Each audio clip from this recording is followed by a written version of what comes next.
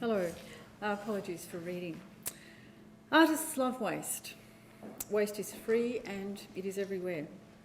As the residue of Western consumer society, waste is a cultural artefact from which much can be learnt about lives lived. Waste in the Western world is mostly hidden from the public gaze.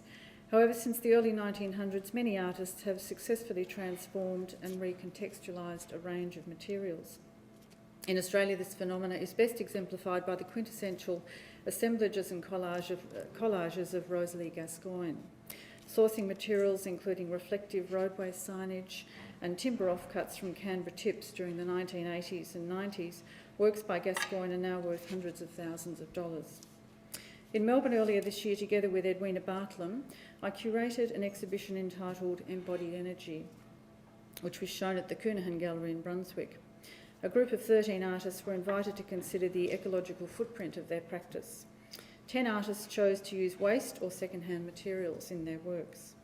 The following 3 slides are examples of some of the work shown in the exhibition. During a Birrarung artist residency in Eltham, artist Hannah Bertram found a pile of discarded, dusty wooden window frames lying outside the studio. The work is titled, "I Found You in the Garden, Someone Had Left You There." Impacting minimally on the objects themselves, the artist delicately removes areas of dust on the surface.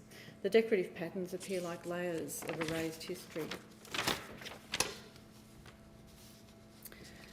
Lorraine Connolly Northey, this piece, by the way, is about 2.5 metres by 1.5, so it's very large. You can't really see that in the photo. Lorraine Connolly Northey used the wire detritus of the bush and farm to create a large work entitled Murray River Cloak. Sourcing her materials from tips and properties around Mildura and Swan Hill, her tools, a pair of tin snips and pliers, the artist dexterously weaves and shapes the amorphous and sinuous materials into an object of great beauty and intrigue.